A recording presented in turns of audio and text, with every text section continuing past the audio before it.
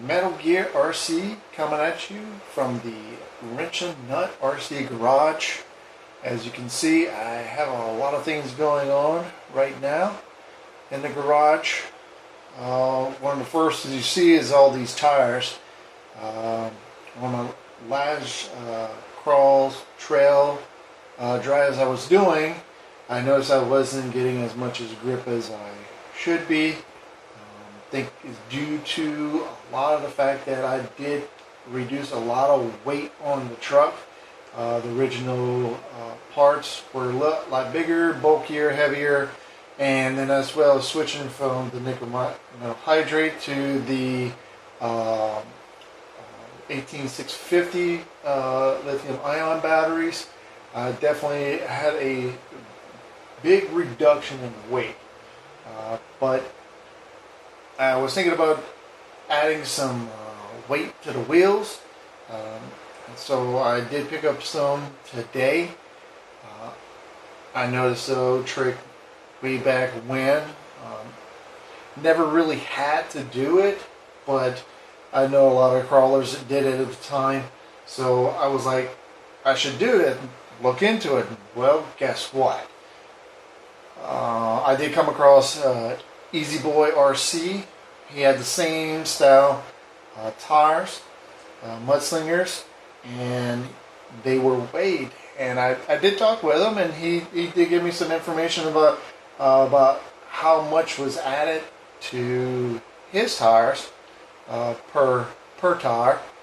And I think he was saying somewhere around 150 ounces per tire. And I'm not sure what type of rims that he was using with it, but I did custom make these rims here. Because of the mount for these tires here, I'm bringing the camera in a little closer. As you can see, these tires here are not your regular 12 or 14 millimeter hex style, but this is a Tamiya style, so I didn't want to change out that part, so I just went ahead and created my own rims because I wanted a wide rim as well. Plus the mounting style. As you can see, this is the original tires that came with the truck, and they have a 3 screw as well as these little nubs here that fit in these grooves. I'm guessing just to have a better controlled torque to the tires. But like I said, I wanted wider rims, and I haven't seen any that I liked, especially for these tires here, because I wanted that wide, aggressive look to it. So I drew these up in CAD and printed them out. As you can see, this one here, actually let me grab one, other one's from the back. These are some old rims I had for one of my Tamiya Ford F350 high lifts, and I put these on there, and you can see they're pretty narrow rims, but I wanted that wide, aggressive look. As you can see, that's pretty nice. That wide, aggressive look versus this one here. It's kind of narrow, skinny. But this one here, I like that. I like that wide, aggressive look. And what I did was I put the camera back up right here. So I designed them with split rims. They split in half, as well as I have these lockers, inside lockers that locks the tires on the inside. But I printed them in 2 parts as well, make it easy. So I got the weights, and being that they're adhesive, I just stuck them onto one of them, which this is going to be the inner side. This is your outer outer part of the rim. This is the inside of this. It's going to be mounted to the axle.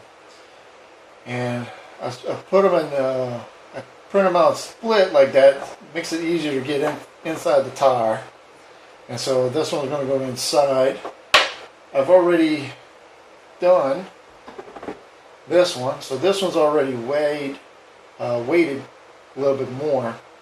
I did add a little more weight than Easy Boy RC has in his tire, being the fact that this truck is a lot lighter than the one he's using, and I wanted to have a little more weight to it and slightly more scale, which actually when I did the math for it, I think it came out a little heavier than scale, but I'm hoping that counters the weight of the truck as well to make it a little more scale weight to the wheels as I'm trailing. So that's pretty much it for these tires here, except for the fact that I am printing some new ones. These are some older ones that I was testing out. I did change it up a little bit. I'm going to, because I had custom the front wheels to the rear wheels, and if anybody knows about the Tamiya or Tamiya, how you like to pronounce it, truck, you know that the rear axle is wider than the front axle, and there's an actual offset where the front tire is in more and the rear tire sticks out a lot more. And with the original tires, you would see that because the back tire would be sticking out about like that much more, and I didn't like that look, so I went ahead and customized the front one where it had that offset. But I did come across a couple 3D designs that interest me, which would be better because I can have just one set of rims that were identical all the way around, and then have an extra spacer that would go in there. The only downside to it is I would have to make the front screws, the three that holds them on to the hub here, they would have to be a little bit longer. But I can deal with that. And the first idea I had was I wanted to use the exact same screws. But now after doing it, I realized it's just easier to change out the screws, make them a little bit longer, and they're all the same. Makes it easier. If anybody's interested, put in the comments below that you want the files to it. I do put a lot of the files, the CAD files I create for this truck, as well as my other ones on Thingiverse.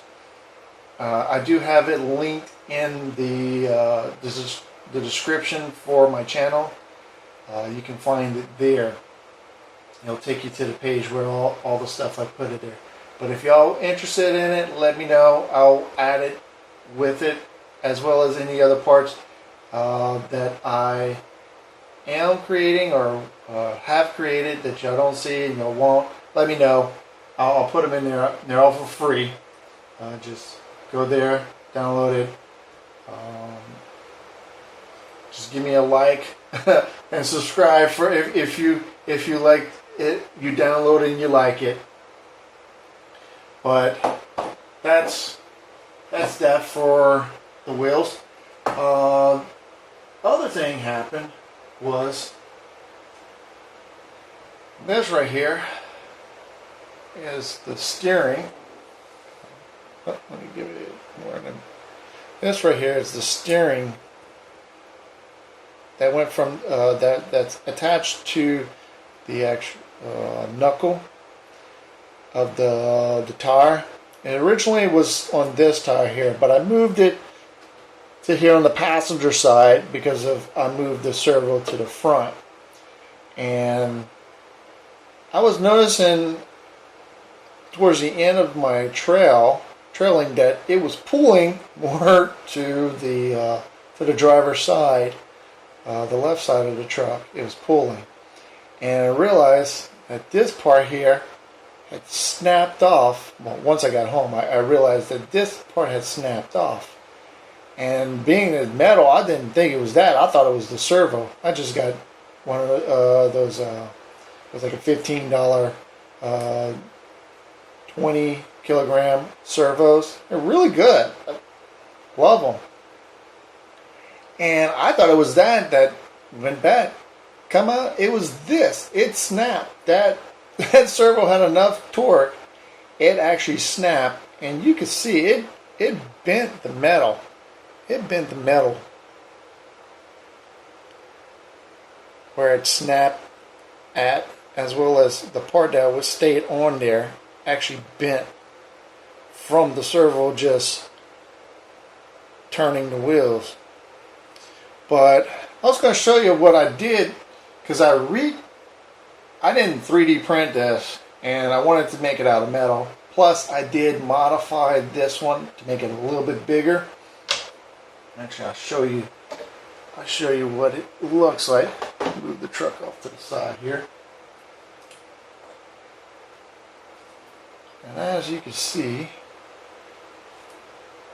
this guy right here, I made it out of some aluminum that I just picked up from my local hardware store. And it looks pretty much just like the original. Let me get the original here. So it's almost like the original, but I did make it slightly longer, and it is slightly thicker as well. Being I'm not sure what type of metal this is, but I know aluminum is a little softer, so I went ahead and made it a little bit thicker. But what I did, put this back on the jacks. So what I did was I picked up this here. I'll show you the description. I do most of my designs in millimeters and metric. So I cut out 35 millimeters of it. I just used my chop saw, cut out 35 millimeters of it, and then I glued this into the piece, which it'll be a shorter piece, but I glued it in there, and I put these two screw holes towards the back end. Like I said, I made it a little bit longer, so it was kind of like this in there. It kind of sat in there like that, and I glued it in there. And I also traced it out with a pen. Make sure if it did come out, I at least know where it was. But once I glued it in there, I went ahead and drilled out the two holes, these two back holes here, and then I used a Dremel, and then I actually cut most of it out, and then I used a Dremel to get as close as I could to make it look just like it, as well as I cut the top too. As you see, it's a little too long, so I cut the top here, and then once I did that, I broke the glue off, and I measured out the hole, and I drilled a hole, and that's the screw hole for that goes to the linkage to the servo. So I did that with this result here that looks custom or from the factory. I would say it's not that bad. Looks pretty good, especially doing it all by hand. So ever break a part, I'll always have to go and run and try to buy a replacement part. If you know how to make it better, make it better. So that was one of the things that broke on my truck, and I had to fix. But the other one was the fact is, the back of this truck here, it had a cab that went back here, and I took that cab off, and I didn't, because I didn't want that look, but it left the back of the truck open wide, so it didn't look real. So what I did was I 3D printed a backing for it, and I drew out a window, and I kind of used some images of the offline to draw it up, thinking I got it about the right size. But this is my first attempt, which after putting it on the truck, I noticed the window needs to be a little bit wider and slightly higher at the top. But I think I got the bottom side just right, being that you could see the back of the seat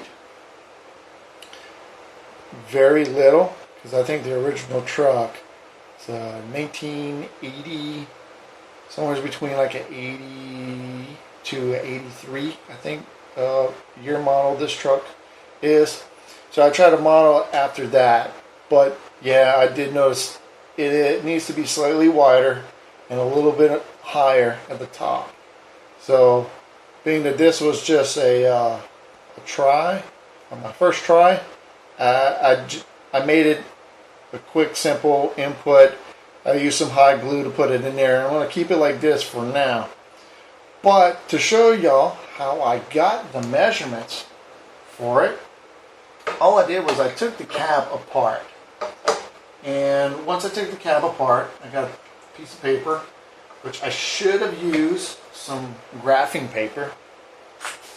And this is the exact sheet I used.